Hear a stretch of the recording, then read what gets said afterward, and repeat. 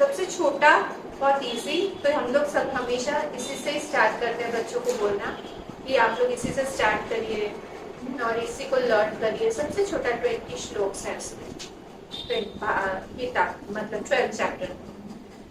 तो अब इसमें भक्ति योग का वर्णन किया। भक्ति देखिए, हमारे लिए हम भगवान ने 3 मार्ग बताए। मेरी आवाज आ रही है? हाँ, तब सुनी पाई से आप उन्हें? तो हमारे लिए 3 मार्ग बताए भगवान। कौन कौन से 3 मार्ग है? एक कर्म का मार्ग है, एक भक्ति का मार्ग है और एक ज्ञान का मार्ग है ना। ये 3 मार्ग है। ये 3 मार्ग है, कर्म का मार्ग, भक्ति का मार्ग और ज्ञान का मार्ग। ये 3 मार्ग है। अब जब ये 3 मार्ग है, हम लोग को पता होना पड़ेगा एक तो तीनों मार्ग क्या है और दूसरा ये पहुंचाता कहाँ है।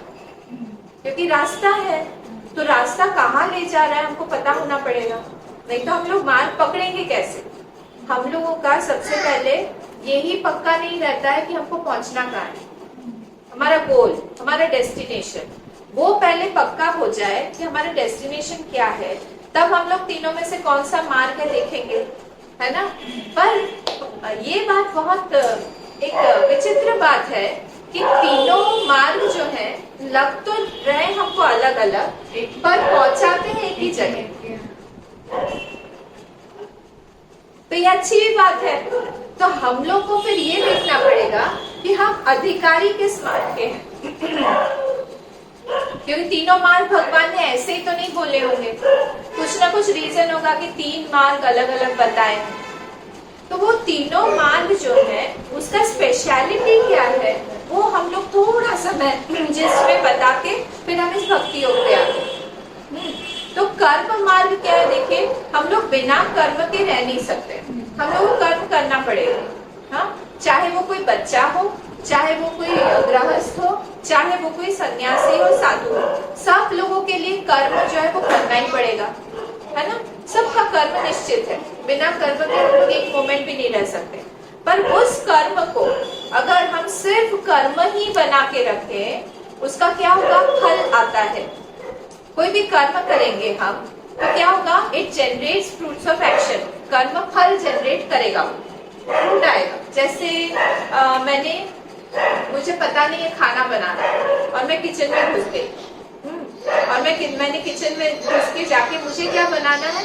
दाल चावल बनाना है और मुझे पता नहीं कैसे बनता है। एक रील देख रही थी मैं, मम्मी ने कहा, बच्ची को, बड़ी बच्ची है, हाँ, कॉलेज गोए, कहा कि चलो आज से मैं तुमको खाना बनाना सिखाऊं। मैंने 2 दाल ले रखी थी बहुत सारी, अब एक में तूर दाल रखा था, एक में मूंग की दाल रखी थी, एक में चना की दाल। बोले इतना सारा क्यों रखा? बोले नहीं, तुमको सिखाने के लिए। अरे बोले तुअर की दाल निकालो, तो उसने मूंग की निकाल ली, वो पता ही नहीं है कौन सी दाल है। बोला कि आप अच्छा ठीक है, ये वाली मूंग की दाल है। इरिटेट हो रही थी। नहीं, इसको सिखाना है ना तो करना पड़ेगा। 2 मुट्ठी दाल, ध्यान से सुनिएगा, 2 मुट्ठी दाल जो है तो कुकर में डालो। 2 बोले डालो, तो क्या डालना है? बोले 2 मुट्ठी डालो। तो उसने क्या किया? मुट्ठी जो है कुकर में डाल, खाली मुट्ठी। बोले ओहो, मुट्ठी मतलब दाल डालो। तो उसने ऐसे 2 मुट्ठी ऐसे लिया और ऐसे करके, अब छोड़ो उसको, छोड़ो। ले अच्छा छोड़ दिया, छोड़ दिया। ले अब क्या करना है? अब बोले इसमें पानी डालो। पानी पूरा, इतना पानी डाला कि पूरा पानी से वो दाल ही गई। मम्मी ने कहा कि तुम जाओ भाई, अपना पढ़ाई करो, मैं इससे अच्छा तो मैं ही बना लूं। अगर ऐसा कोई होगा किचन में जाके बनेगा तो कुछ न कुछ ही हो जाएगा। इससे अच्छा है कि हम लोग को पता हो कि हम लोग जो करने जा रहे हैं उसका फल क्या मिलेगा। एक स्त्री थी, उसने अपना खाना बना के वो बाहर आई, उसके हस्बैंड बाहर बैठे हुए थे और उसके दादी मतलब सास बैठी हुई थी बाहर। आके बोला कि मैं खिचड़ी बना लूं आज। तो उसके हस्बैंड ने कहा तुम पहले बना लो, नाम बाद में हम दे देंगे। ये जोक है, उसके बाद हंसना पड़ता है।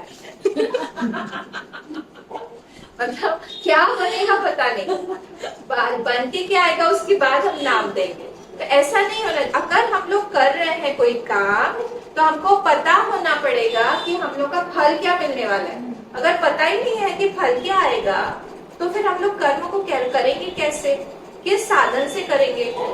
इसीलिए हम कर्म तो करते हैं और हमको जो डिजायर्ड फ्रूट है वो नहीं मिलता है, क्योंकि हमको करना ही नहीं पता है कि इसको करते कैसे हैं, कि कहाँ पे करते हैं, किस व्यक्ति के थ्रू करते हैं, कितने लंबे समय तक के लिए करते हैं।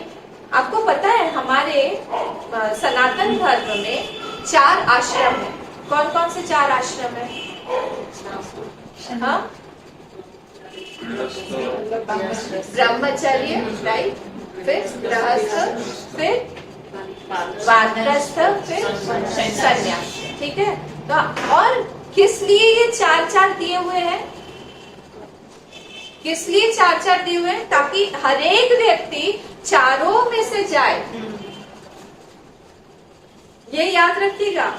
ऐसा नहीं है कि गृहस्थ में जाके अटक गए, उसको वानप्रस्थ में जाना पड़ेगा। बोले अब तो फॉरेस्ट ही नहीं है, हम कहाँ जाएंगे? जरूरी नहीं है, घर में रह के भी वानप्रस्थ हो सकता है। दैट इज अ मेंटल, हाँ, मेंटालिटी है वो, मेंटल सिचुएशन है वो, मेंटल फेज है वो। जब हमको निवृत्ति में जाना पड़ेगा, निवृत्ति में हम नहीं जाएंगे तो हम लास्ट तक बेबी सिटिंग करते रहेंगे। हमने कर लिया है अपना, जब इनिंग्स हमने प्ले कर लिया है, आप जाओ पीछे जाके बैठो।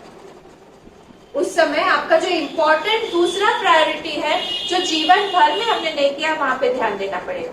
अगर कर्म हमको पता ही नहीं होगा कि हमको कितना कर्म करना है, कब हमको वहां से बाहर निकलना है, हम पूरा टाइम उसी में घुसे रहेंगे। इसलिए कर्म का जो है, ये जो एरिया है वो बहुत बड़ा है। इसको भागवतम में बोला है, जो लोग भागवत पढ़ते हैं उनको पता होगा, उसमें बोला है कि अथाह सागर जैसा है। सागर जैसा ऐसा है कि सागर का ओर छोर पता नहीं चलता है, उसमें बहुत डेप्थ होता है, और कब उसमें हरिकेन्स या फिर टर्बुलेंस आ जाएगा हमको पता नहीं। तो ये सारा कर्म में दिखता है। तो हम लोग को पहले से ही उसमें बहुत ज्यादा तटस्थ होके रहना पड़ेगा। We have to be very very alert कि कब यहाँ पर मैं फंस जाऊंगा, मुझे दूर होना पड़ेगा। अगर मैं यहाँ पे फंस जाऊंगा तो फिर मुझे निकलने का दूसरा रास्ता है। बड़े जब बिल्डिंग्स पे हम जाते हैं, वॉल्स पे हम जाते हैं, पहले ही हम देख लेते हैं कि यहाँ पे एंट्रेंस है। ज्यादातर आजकल एक्सिट दूसरी तरफ से होता है ना, एक ही जगह से नहीं होता है, तो हम लोग जाके ही देखते हैं। मूवी हॉल्स में, थिएटर्स में जाते हैं, वहां पे भी लिखा हुआ रहता है लाल लाल में कि यहाँ से एंट्री है, एक्सिट दूसरी जगह से। बुद्धिमानी यही है, हर जगह पे जहाँ पर भी हम करने जा रहे हैं वहां से हम देखते रहे कि हमारा एक्सिट है कि नहीं, यहाँ से हम फंस तो नहीं जाएंगे यहाँ, क्योंकि हमारे सबके पास में लिमिटेड टाइम है। हमारे पास बहुत टाइम नहीं है, किसी के पास नहीं है। ऐसा नहीं है कि हम ओल्ड हो गए हैं इसीलिए हमारे पास टाइम नहीं है। यंग लोग आज जा रहे हैं तो टाइम नहीं है, किसके पास टाइम है हम नहीं बोल सकते। तो इसलिए जितना टाइम हमको मिला हुआ है उसमें हम मैक्सिमम कैसे हम अवेलेबल या फिर हम ले सकते हैं, उपलब्ध कर सकते हैं, उसके तरफ हमारा ध्यान जाना चाहिए। उसके लिए हमको पता रहना पड़ेगा हमारा गोल क्या है, हम मार्ग कौन सा लें। देखिए, कर्म अलग होता है और सेवा अलग होती है, ये 2 चीज अलग अलग होता है। जब भी हम कर्म कर रहे हैं, कर्म करते करते करते करते उसमें बहुत एग्जॉशन। अच्छा, आप लोग बताइए कर्म में और सेवा में क्या डिफरेंस होता है? फिर मैं बाद में बता रही, तो मैं ही बता दूंगी तो में आनंद मिलती। Very good. कर्म में ऑपोजिट कर दीजिए उसका। कर्म में भी आनंद मिलती है। कर्म करेगा तो उसका भी फल अच्छा मिलेगा, पर लिमिटेड होता है ना आनंद। कर्म भी अच्छा कर्म करेगा तो अच्छा फल मिलेगा, अच्छा शांति मिलती है। अच्छा, आप जो बोल रहे हैं ना, मैं उसका एक बार भी करती जाती हूँ। कर्म जब सेवा करते हैं हम, उसमें आनंद की प्राप्ति होती है, पर जब हम लोग कर्म कर रहे हैं, कर्म में आनंद तो आता है पर उसमें टायर्डनेस भी आता है, श्रम, है ना। टायर्ड हो जाता है माइंड, बहुत देर तक उस एक कर्म को नहीं कर सकते। फिर और क्या होता है सेवा में और कर्म में डिफरेंस?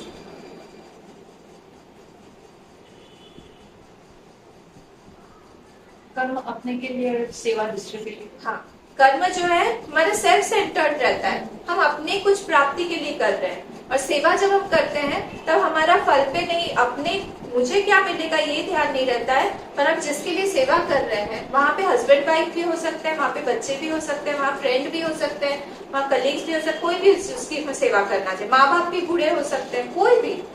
वहां पर हम लोग ये देखते रहते हैं कि उनको क्या मिल रहा है? हमको वहां पे जो आपने बोला, वहां पे हमको सेटिस्फैक्शन अंदर ज्यादा, हमको वो इम्पोर्टेंट लगता है कि हमको सेटिस्फैक्शन मिल रहा है। और क्या होता है सेवा और इसमें डिफरेंस? हाँ बताइए बताइए। हाँ सेवा में तो वेरी नाइस। आप रहता है जैसे बोल रहा हूँ भगवान के लिए कर रहा है। हाँ और जो कर्तृत्व है ऐसा है कि हम कर रहे हैं बिल्कुल लेकिन हमारा इंडिया कर रहा है वो एनर्जी बहुत है सही बात वो है। समझ नहीं आता। कितनी अच्छी बात बोली ना। और ये फैक्ट है कि कर्म जो है जब हम करते हैं उसमें इतना कर्तृत्व रहता है, मैं और मैं ज्यादा कौन करता है? मैं। और उसका क्या हाथ होता है? उसको क्या करते हैं हम? वो कट जाएगा। जहां पर भी हम बकरा बनेंगे, स्केपगोट हम बन जाएंगे, हमको काटा जाएगा। तो कर्म में अगर हम कर्ता बन के बैठे हुए हैं तो वो कर्ता को कर्म फल आएगा और वो बहुत डेंजरस है, बहुत रिस्की है। तो जैसे ही हम लोग सेवा भाव से जाते हैं वहां पे वो एक्शन नहीं है, मतलब कर्ता नहीं है, एक्शन है, पर जो फ्रूट आएगा वो बहुत बड़ा आएगा, क्योंकि वहां पे कर्ता जो है वो बहुत सब्लिमेटेड, बहुत छोटा, सरेंडर्ड करता है। हमने उसको सरेंडर किसी और के लिए हम कर रहे हैं। और ये कर्ता भाव ही जो है ये अहंकार बन के बड़ा होके हमारे और हमारे भगवान के बीच में गैप बना देता है। वो नहीं आता है बीच में, हमको भगवान को नहीं लाने देता है, बोले मैं इम्पोर्टेंट हूँ। पर जैसे वो सेवा के भाव से जाता है वो कर्ता बोलता है मैंने तो कुछ किया ही नहीं, यहाँ तो भगवान ही कर रहे हैं, भगवान ही करवा रहे हैं।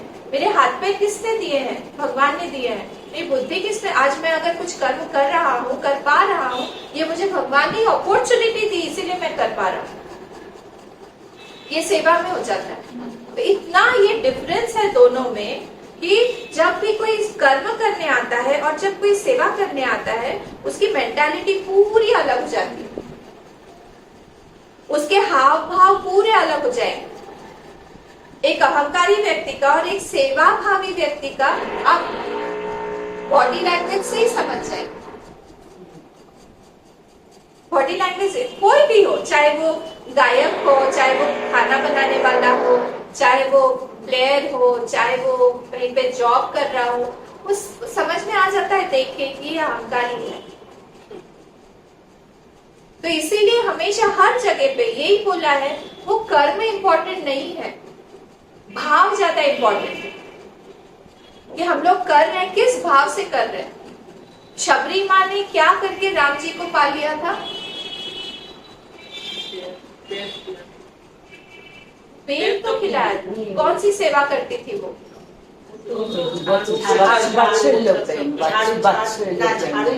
झाड़ू लगा लगा के, रास्ता साफ कर करके उन्होंने उनके गुरु को प्रसन्न किया और गुरु ने उनको आशीर्वाद दिया कि राम तुम्हारे आश्रम में आएंगे और जब आएंगे तब बहुत भूखे होंगे। तो इसीलिए वो रोज सुबह शाम वो नया नया फल, और अलग अलग सीजन्स का अलग अलग फल होता है ना, तो वो जाके वो भीलनी थी, उनका नाम भी नहीं पता, शबरी बोल के एक ट्राइब है। एक्चुअली ये शबरी माँ का नाम नहीं पता हमको क्या है। अब देखिए कितना सब्लिमेटेड ईगो है कि नाम भी नहीं पता हमें। वो ट्राइबल थी और वो देखती रहती थी, ट्राइबल्स लोग तो नेचर के साथ एक होते हैं, वो देखती रहती थी कि कौन से इसमें सीजन में कौन से पेड़ पे सबसे मीठा फल लगता है, और वो इकट्ठा कर करके रखती थी। सालों, हम 2 बार 3 बार अब करके हम लोग भूल जाएंगे। वो सालों तक वो फूलों का वो बनाती थी, आसन बनाती थी, और जो भी फल है वो कलेक्ट करके लाके वो रखती थी धो के, क्योंकि उनके गुरु ने बोला था कि वो आएंगे, वो जल्दी में होंगे और उनको बहुत भूख लगी होगी, इसलिए शबरी तुम तैयार रहे। तो यही उनकी सेवा थी पूरा करके। तो झाड़ू लगा के उन्होंने भगवान को पा लिया। Can we imagine that? Kevat ने कैसे भगवान को पाया?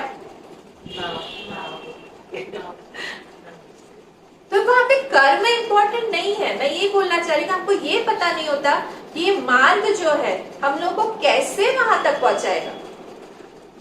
That path is not important, but the intention behind that path is important. With which intention, with what intention am I doing that work? उस वर्ड के पीछे, उस कर्म के पीछे मेरा इंटेंशन क्या है? किसी को दिखाना, शो ऑफ करना, या फिर मुझे भगवान को प्रसन्न करना है? इट डज नॉट मैटर कि आसपास का व्यक्ति जो है मुझसे खुश हो रहा है, देख रहा है, नहीं देख रहा है, कुछ भी मुझे कोई फर्क नहीं पड़ता है। बस मेरे भगवान जो है वो मुझे देख रहे हैं ना, वो देख रहे हैं कि मैं कितना परेशान होकर कर रही हूँ, मैं उनकी प्रसन्नता के लिए कर रही हूँ, मेरे अंदर में वो बैठे हुए अंतर्यामी के रूप में, इसलिए मुझे और कुछ भी नहीं चाहिए। ये इंटेंशन कर्म में जब हम लोग रखते हैं, इसी को हम लोग कर्म योग बोलते हैं, और कुछ नहीं कि हम किसी और के लिए कर रहे हैं। फल जो है हमने दे दिया है, और मैं जो अपना अहंकार जो है उसको छोटा बना के हम लोग रख रहे हैं कि नहीं मैं नहीं कर रहा हूँ, भगवान आप ही करवा दे। ये तीनों का जब मिक्सचर होता है ये कर्मयोग हो गया। अब जब कर्म का फल आएगा कर्मयोग के थ्रू, बहुत बड़ा आता है। अच्छा, आप सिंपल सी मुझे एक बात बताइए, मैं 3 सिचुएशन आपको बोलती हूँ। एक लेडी है, वो अपने माता पिता की सेवा कर रही है, मम्मी की, ठीक है, माँ बोलो, सास बोलो, जो भी बोलो, एलिंग, बिल्कुल बेड रिडन, कुछ भी, वो उठ नहीं पाती है, वो बाथरूम भी नहीं जा पाती है, और ये जो है उनकी सेवा कर रही है। 3 ढंग से सेवा हो सकती है। एक तो किच किच किच किच किच किच किच किच कर, जो ज्यादातर 80% होता है, क्यों मैं ही फंस गई हूँ, ये कब जाएंगी, कितना मुझे परेशान होना पड़ता है, और कोई भी नहीं आता है, मैं ही फंस गई हूँ। ये फर्स्ट है, मैं ज्यादा इलैबोरेट नहीं कर रही हूँ, मन खराब हो जाए। सेकेंड वाला जो है वो क्या है कि नहीं, इन्होंने मेरे लिए बहुत किया हुआ है, मेरे हस्बैंड के लिए किया हुआ है, जो भी है, माँ है, तो कर्तव्य है मेरा, मुझे करना चाहिए। सेकंड क्या है? कर्तव्य, मुझे करना चाहिए, इसीलिए मैं कर रही हूँ। थर्ड, ये पार्वती माँ का ही दूसरा रूप है।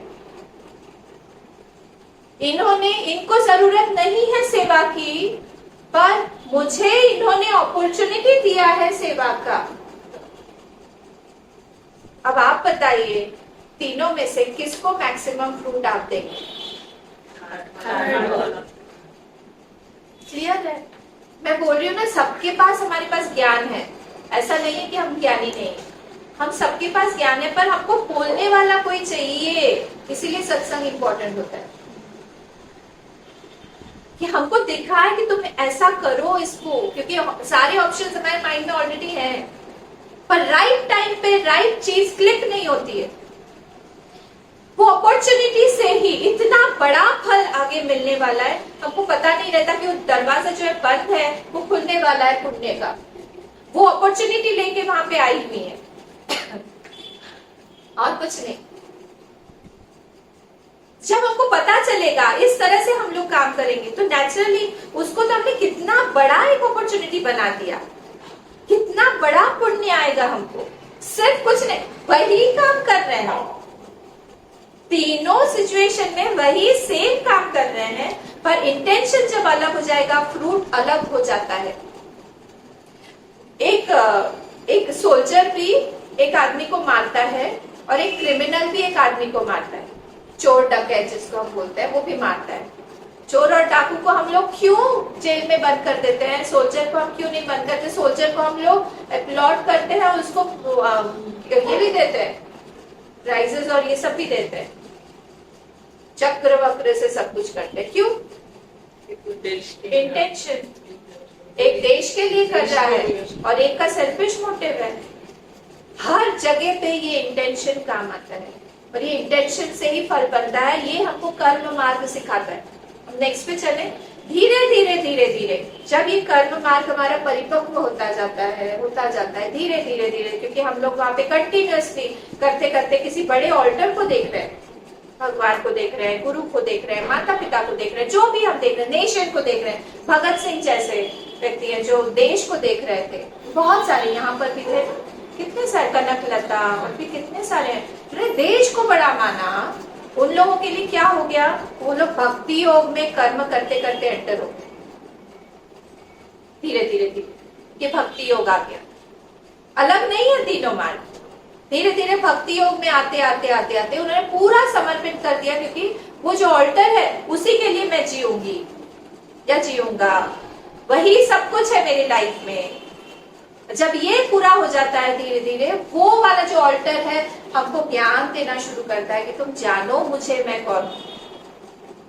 वो भगवान को हम प्यार नहीं कर सकते तब तक, किसी भी व्यक्ति को हम प्यार नहीं कर सकते तब तक जब तक हम ना जाने उसका नेचर क्या है, उसको क्या पसंद है, वो दिनचर्या क्या है, वो क्या करता है, कहाँ जाता है, कहाँ रहता है, नहीं पता हमको, तो फिर हम प्यार कैसे करेंगे। इसलिए स्टार्टिंग में हम लोग बोलते हैं ना कि उसे हम जाने पहचाने, उसके बाद में फिर हम लोग बातें धीरे धीरे बढ़ाते हैं।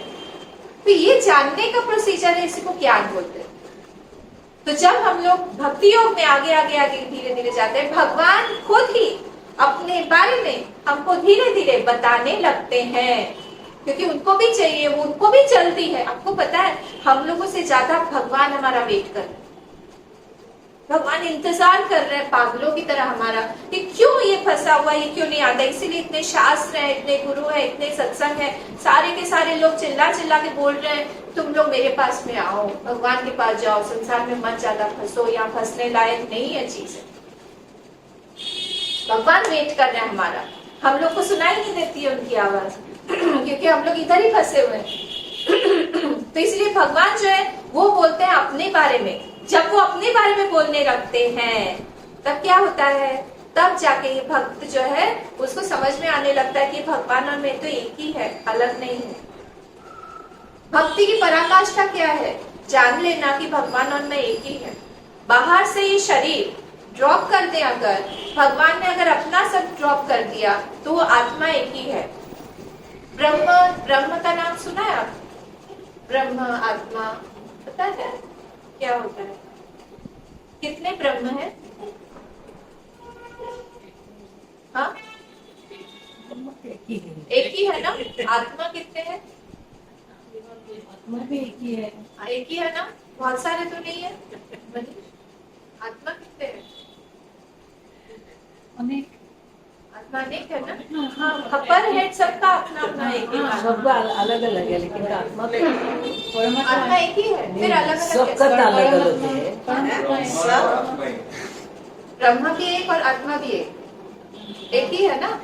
शरीर अलग है, शरीर आत्मा एक ही है, रिफ्लेक्शन है थोड़ा सा, जिनका नाम मतलब आत्मा। ब्रह्म इसका रिफ्लेक्शन है हम लोग, तो रिफ्लेक्शन बहुत सारे। आत्मा एक ही है ना। आत्मा एक पक्का सब लोग? हाँ पक्का ना, কনফিউশন। একচুয়ালি একটু আমি মানিবৰ কাৰণে অলপ দিগদাৰি হয়। আমি এতিয়াহে আমি অকমান গম পাই আছো। আমি কি ভাবো, কোনোবা ঢুকাইছে, তেখেতৰ আত্মাটো গোল গ'ল, তাৰ আত্মা বা তেখেতৰ আত্মা গৈছে। মোৰ আত্মাটোতো আছে, আপোনালোকৰ চবৰ, আমাৰ ভিতৰত চবৰ আত্মাটো আছে। তেনেহলে যোনে গৈছে তেখেতৰ আত্মাটো গৈছে, তাৰমানে তেওঁৰ পাৰ্চনেল আত্মা। পিছতে গম পালো যে সেইটো চবৰ একেই, आत्मा आता है। तो क्या होता है, जैसे मैं एग्जाम्पल दे रही हूँ, सूरज है हाँ, और नीचे बहुत सारे तरह तरह के बकेट पानी का सब अलग अलग रखा हुआ है। अब इसमें से क्या हो रहा है, रिफ्लेक्शन पड़ रहा है सब में अलग अलग। ठीक है, ये जो बकेट्स है अलग अलग, वो हमारा शरीर है। तो वो जो इस पर रिफ्लेक्शन पड़ रहा है उसको हम लोग बोलते हैं जीवात्मा। तो ये जो जीवात्मा जो बना हुआ है, जिसको हम बकेट बोल रहे हैं, वो जो है वो ट्रैवल करता है। आत्मा जो है वो ट्रैवल नहीं करती, क्योंकि आत्मा हर जगह पे है।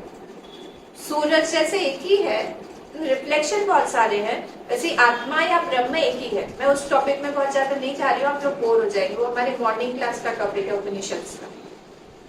तो अगर आपको अच्छा लग रहा है तो आप लोग मॉर्निंग क्लास में ऑनलाइन ज्वाइन करिए, उसमें आपको समझ में आने लगेगा धीरे धीरे। कितने बस सुबह 7:30 से 8:30। ठीक है, तो वो क्या होता है, यहाँ से वो रिफ्लेक्शन आ रहा है। ये जो शरीर है ये 3 शरीरों से बना हुआ है, एक नहीं है 3 है, इसलिए हम इतने मोटे हैं। नहीं, वो दिखता नहीं है, वो देखो ले नहीं, अच्छा हम खुला हुआ है इसीलिए। नहीं नहीं नहीं नहीं, ऐसा नहीं है। ये जो इसके अभी मैं अंदर बोल रही हूँ, अंदर नहीं है। ये जो इस शरीर को बोलते हैं ग्रॉस बॉडी। ग्रॉस बॉडी मतलब स्थूल शरीर। स्थूल शरीर के अंदर एक और शरीर है जिसको हम बोलते हैं सूक्ष्म शरीर। सूक्ष्म शरीर के अंदर एक और शरीर है जिसको हम बोलते हैं कारण शरीर। कारण शरीर, कॉजल बॉडी, CAUSAL, कैजुअल नहीं, कॉजल बॉडी। उसमें हमारे सारे संस्कार रहते हैं। कॉजल बॉडी, कारण शरीर। जो सूक्ष्म शरीर है उसमें हमारा मन, बुद्धि, चित्त, अहंकार, ये सब हमारी इंद्रिय, सारे ज्ञानेंद्रिय सब ये ट्रैवल करते हैं। ये वाला शरीर तो जल के यहाँ पे हम लोग मर जाता है तब रह जाता है। वो दोनों और वो जो रिफ्लेक्शन है वो ट्रैवल करता है अलग अलग योनियों में, जहाँ पे भी जहाँ जाना है। कोई निश्चित नहीं है कि मुझे इस जन्म में ये मनुष्य शरीर मिला है तो अगले जन्म में भी मनुष्य मिलेगा। किसी जानवर में जानवर भी बन सकती हूँ, पेड़ पौधा भी बन सकती हूँ, एज पर माई एक्शन। तो वो जो है ट्रैवल करेगा। इसीलिए कोई बच्चा होता है ना, बचपन से ही उसको गीता पूरा याद है। वो कहाँ से याद हो? क्योंकि उसने पिछले जन्म में याद किया, तो वो माइंड जो है उसका ट्रैवल कर रहा है। इतने बच्चे मैंने देखा, छोटा बच्चा हनुमान चालीसा पूरा, हाँ, पूरा हनुमान चालीसा गाना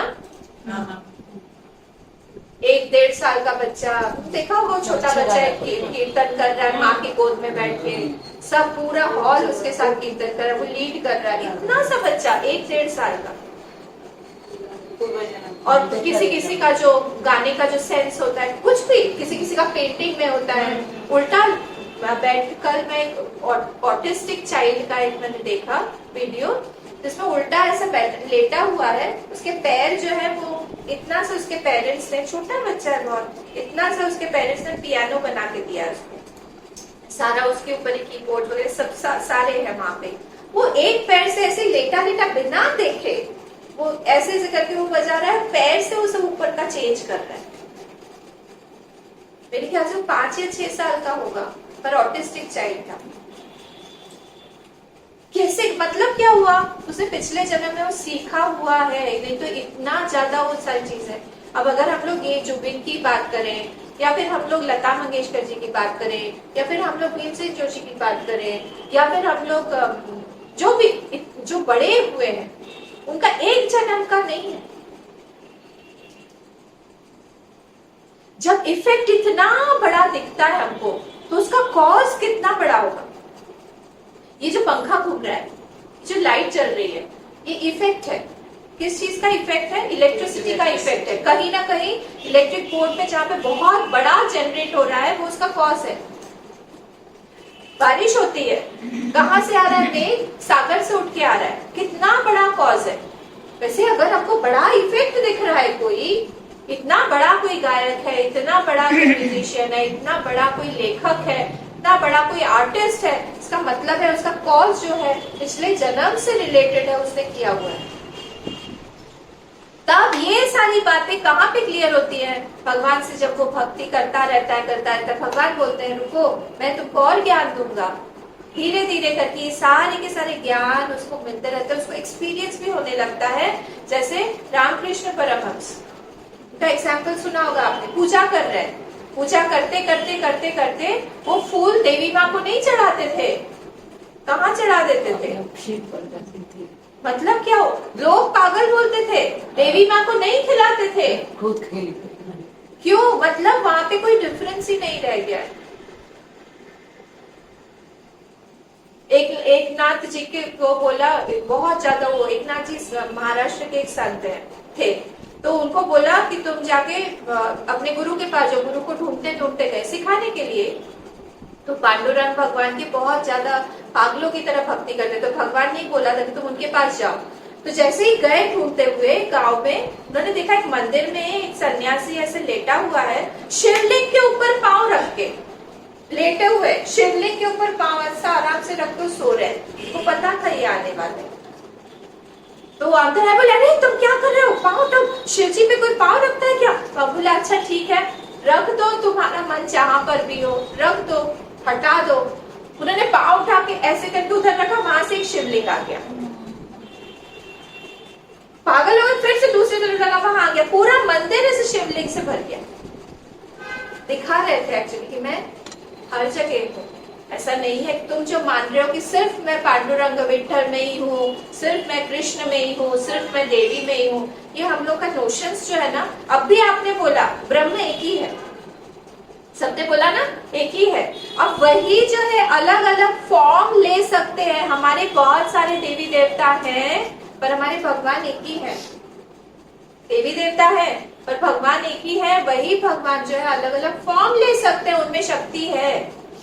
वो कछुआ भी बन जाते हैं, उनमें शक्ति है। उनको शर्म नहीं आती कि वो जाके सुकर क्या बोलते हैं, पिग, गाहोरी, वो भी बनने में उनको शर्म नहीं है। वो राम और कृष्ण भी बन जाएंगे। वही एक ही शक्ति अलग अलग रूप में वो प्रकट होती है जब जैसे भक्त बुलाता है। रिक्वायरमेंट के हिसाब से वो अपना फॉर्म ले लेते हैं। बस ये 3 मार्ग हुए, उसी में ही टाइम हो गया 6:15। कर्म मार्ग, कर्म से धीरे धीरे जब कर्म करने लगते हैं भक्ति आने लगती है, भक्ति से ज्ञान आने लगता है। ज्ञान जो है हमको अलग, कोई व्यक्ति जो है उसका बहुत ज्यादा इंटेलेक्चुअल होता है, वो डायरेक्ट ज्ञान में जाता है। कोई को जैसे मैंने बोला ना पिछले जन्म का कुछ किया हुआ है, तो उसका भक्ति शुरू से ही उसको तय है कि मेरे इष्ट भगवान यही है, मुझे यही अच्छे लगते हैं, तो मैं इनकी भक्ति करूँ। किसी को क्लियर ही नहीं होता कि इष्ट होना भी चाहिए, उसको इस जन्म से शुरू करना पड़ेगा। इष्ट मतलब एक ही होना चाहिए, इष्ट एक ही होता है, मंत्र एक ही होता है, आसन एक ही होता है, गुरु एक ही होता है, शास्त्र एक ही होता है, धर्म एक ही होता है, वैसे इष्ट भी एक ही होता है। ये सब एक ही होता है। माला एक ही होती है, सुने कि आज सुबह हमने इस माला से किया, शाम को ये माला से। मंत्र एक ही होता है, बार बार एक ही मंत्र का जाप करना चाहिए। तो ये भी माला जब मंत्र कर रहे हैं, बूथर से हमने ये उठा लिया, कभी रामचरितमानस से उठा लिया, कभी भागवत में ये अच्छा लग गया, फिर गीता में ये वाला ले लेते हैं। ऐसे नहीं होता है। मंत्र एक, गुरु एक, माला एक, आसन एक, शास्त्र एक, और क्या बोला था मैंने, इष्ट एक। इष्ट सब एक ही होता है।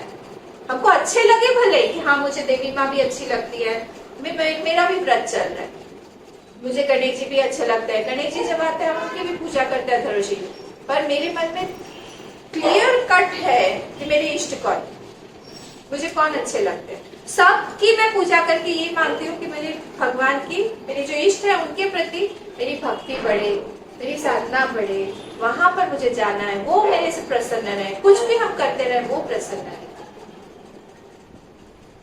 ये तभी हो पाएगा जब हमको तीनों मार्ग हमको क्लियर रहेगा।